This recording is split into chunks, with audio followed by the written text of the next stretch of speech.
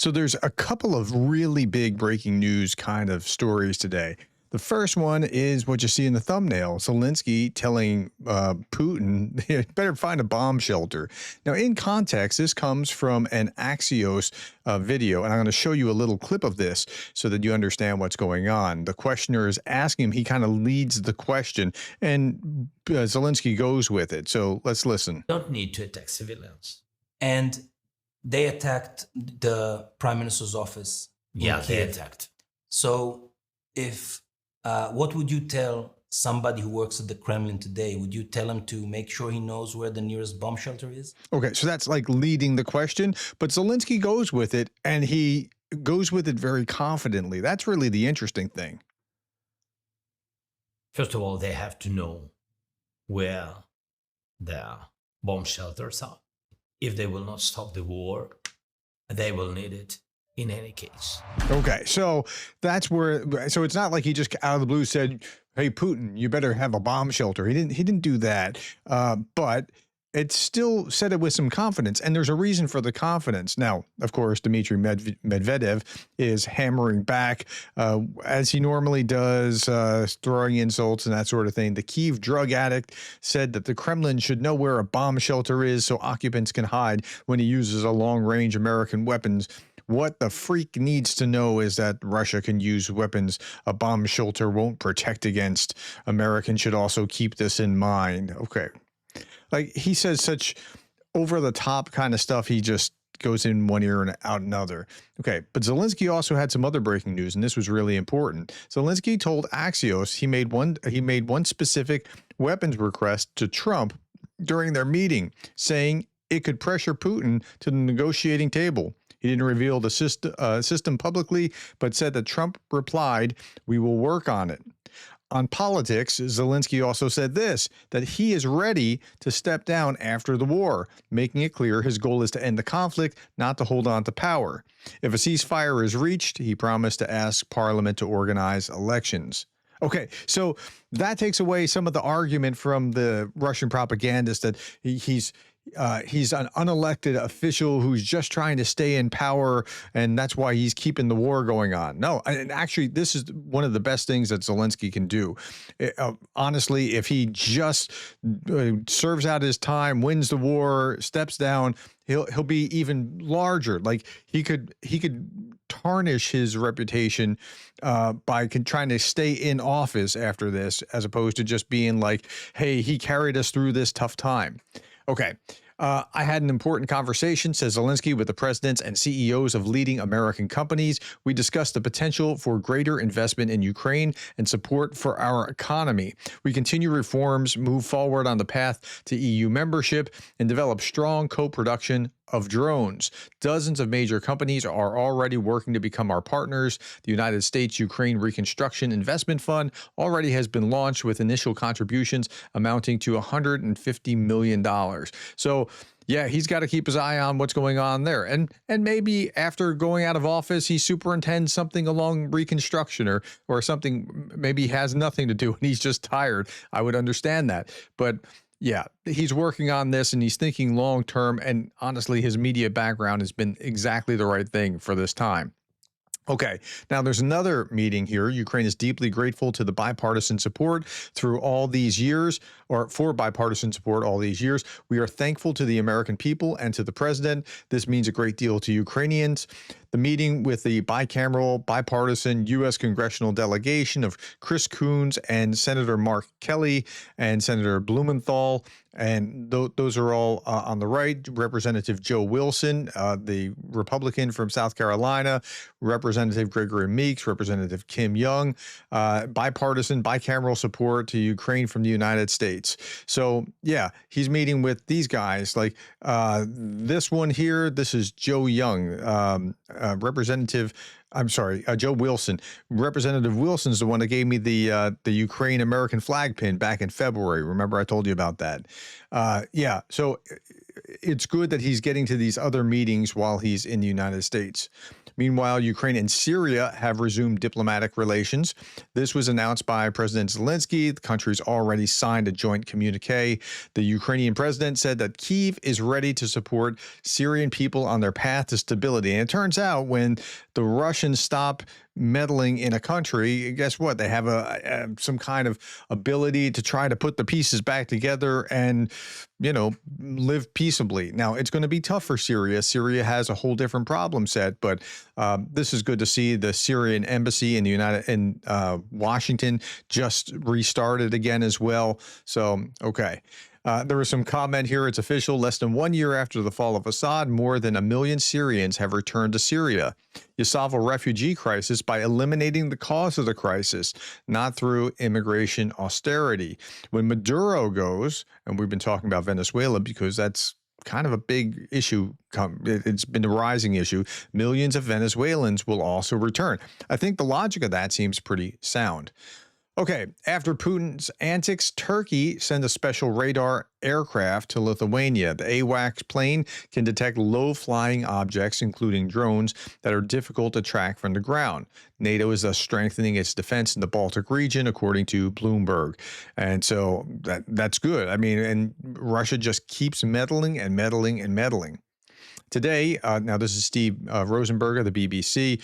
Today, one Russian paper calls Donald Trump's criticism of Moscow, quote, barking and verbal poison, unquote, but predicts, quote, new attempts by Trump to make a deal with Russia, unquote. Now, it's very possible. I mean, his track record, if you're just going by what Trump has done in the past, it's quite possible, even likely, that that's what he'll do in the future. We just don't know yet. Another declares the U.S. Russia's natural ally against Europe. That was a quote as well. Plus petrol shortages and VAT set to rise and all kinds of things. That's what's in the Russian papers today. Russia's natural ally against Europe. Well, Russia would like that. I'm not sure if it's going to get to that or not. It looks like Trump is on a different page, at least for now. The Kremlin, according to the ISW, is using nuclear threats to influence U.S. President Donald Trump to stop his efforts to secure peace in Ukraine. Russia launched a multi-pronged informational campaign intended to mask Russia's economic weakness that Trump recently correctly identified. And maybe it's that weakness that has caused Trump to sing a different tune. We just don't know yet. Okay. Branislav Slantchev posted this. Listen to what Poland's foreign minister Sikorski is saying about Ukraine at the UN after the Russian ambassador referred to it as a project. Ukraine's not a project. Just listen to Sikorski just go off. Ladies and gentlemen, we've just heard another performance by the Russian ambassador consisting of lies, propaganda, and hypocrisy. He referred to Ukraine as a project. Ukraine is not a project. Ukraine is a country with a longer history than Russia. Yeah, that's a good point. Okay, and so Poland as well. I mean, the Lithuanian-Polish Empire, and right, you got to put things in proper perspective. And it's not a project. A project, just like Ukrainians are little Russians, or it's the borderlands. It's all ways that Russia dehumanizes. And let's continue. Ukraine is a member of this body for far longer than the Russian Federation. Also true. Ukraine has a history, language, and identity and aspirations all of its own, with borders confirmed several times in treaties by the Russian Federation. The mission of this body, from its foundation, has been to decolonize, not to recolonize. Good point. Hard to argue with. Meanwhile, Russia faces a reverse supply chain crisis. I'm not sure that that's the right term. It could be, but it's a really interesting way of thinking about it. So instead of a shortage, it has an unmanageable surplus of oil. Now, that sounds weird, but understand what's actually happening. They're still pumping the oil from the ground, but they have no place to store it or refine it or ship it through pipes because of the Ukrainian tax on Russian refineries and pipelines. So, yeah, instead of a shortage, it has an unmanageable surplus of oil on its hands, which means with no means to refine, transport, or sell it, leaving it in a state forced to either shut down production or waste the very resource that underpins its economy. And shutting down a production is really expensive.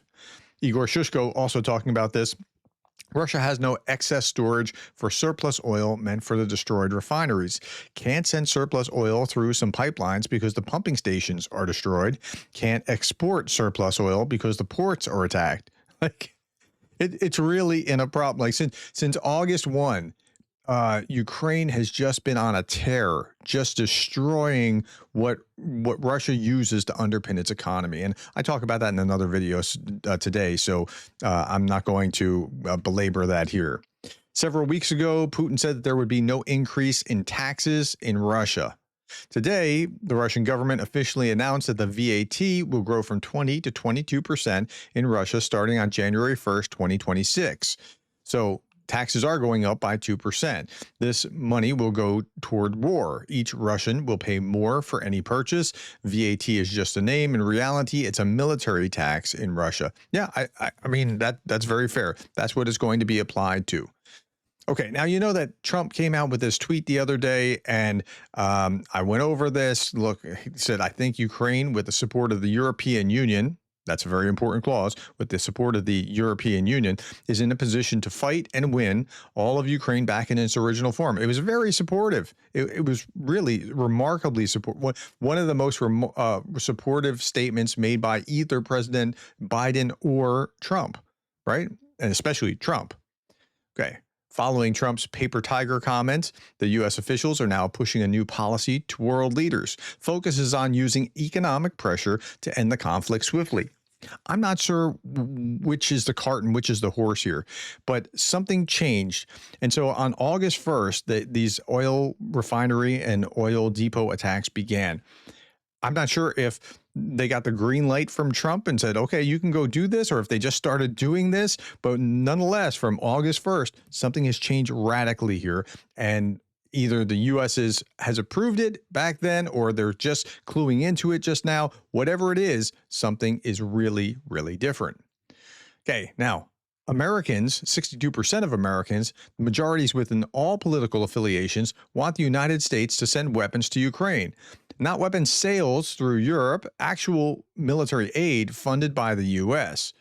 This was 4 months ago. The support was likely higher now. And so, this was back in July where, so when you saw what happened, there was like June, Trump comes into office, and then it like really dropped off to its lowest. And then 4 months ago, it got up to 51%. And it actually went as Trump kind of said some nice things about Ukraine, some positive things about Ukraine that, or not so nice things about Putin, really. It was like, hey, he lies to me. He says this and then he doesn't do that. And that's where you saw this kind of thing spike with the Republicans.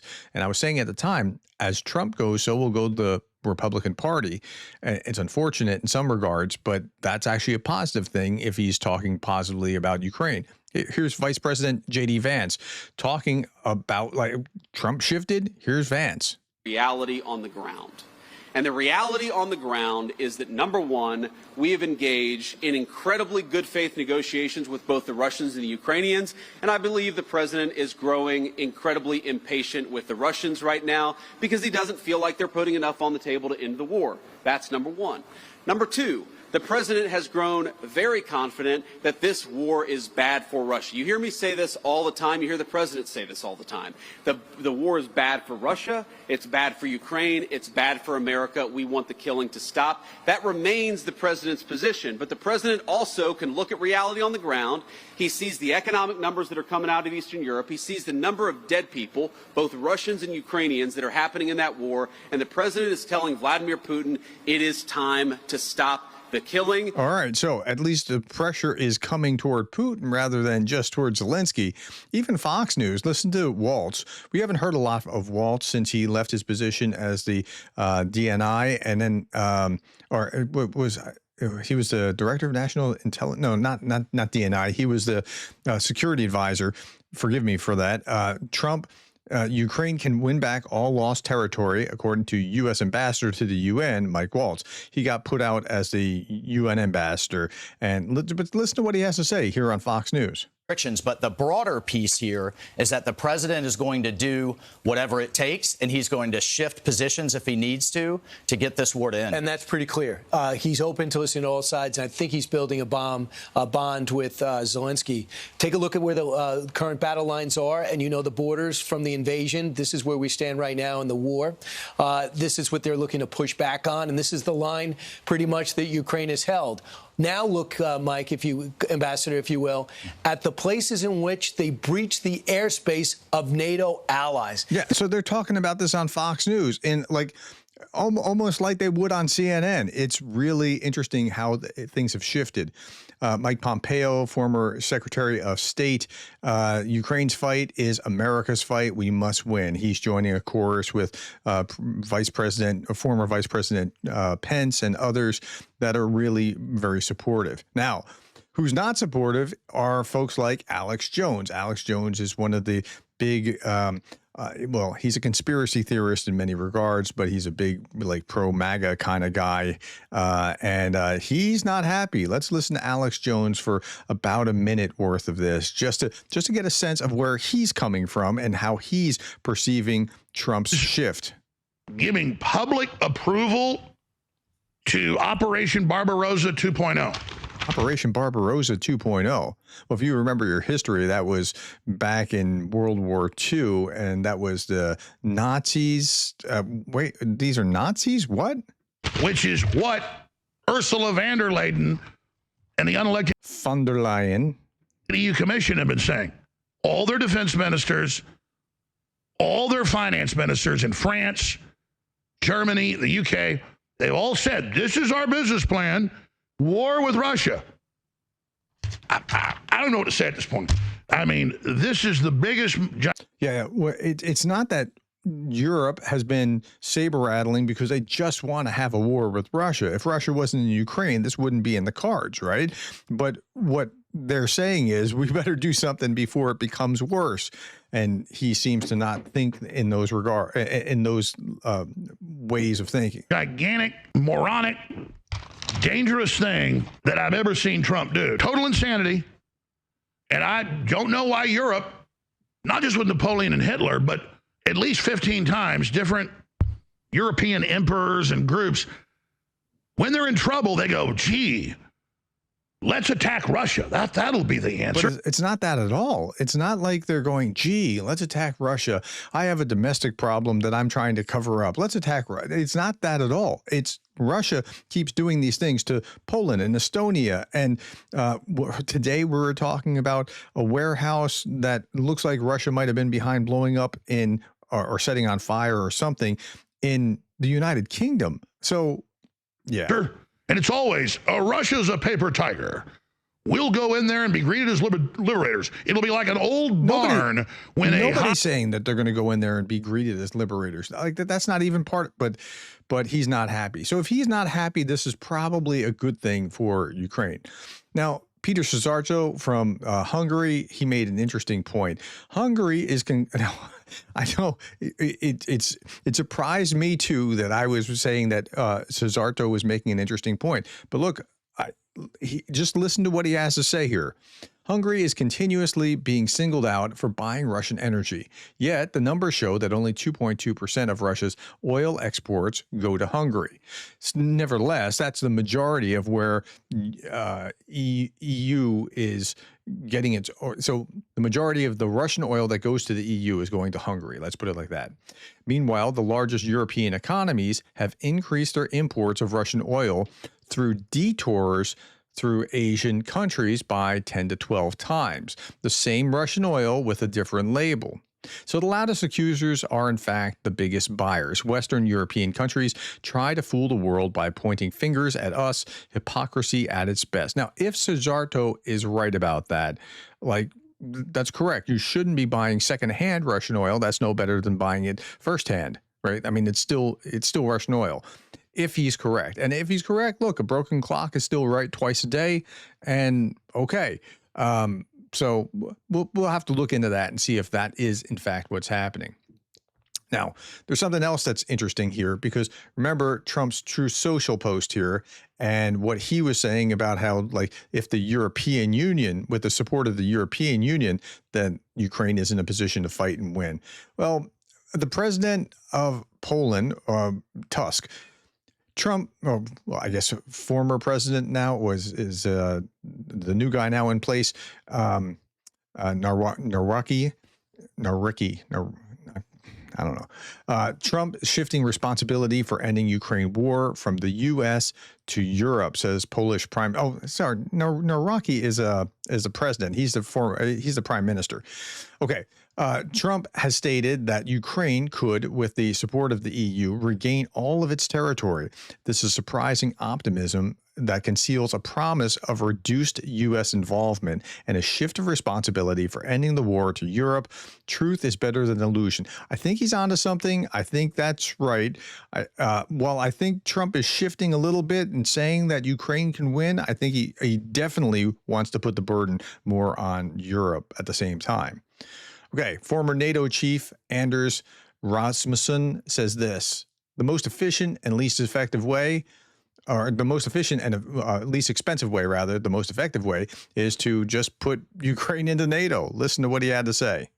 I strongly regret that NATO membership is not on the table, because the most efficient and least expensive way to guarantee security of Ukraine would be to grant Ukraine membership of NATO. We should never, ever discuss NATO membership with Putin. It's not his business. It's a decision to be taken between Ukraine and NATO.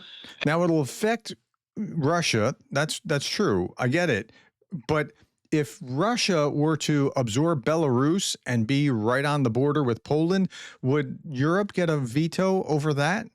So, like, let's just be honest about this. They want every advantage for themselves, but they wouldn't consult Europe about something like that. If the Russians pushed all the way to the borders of Ukraine, like to the western border, to Odessa, and had Russia right on the border of NATO, because it's right on the border with Romania and would they be discussing that with NATO? What do you think?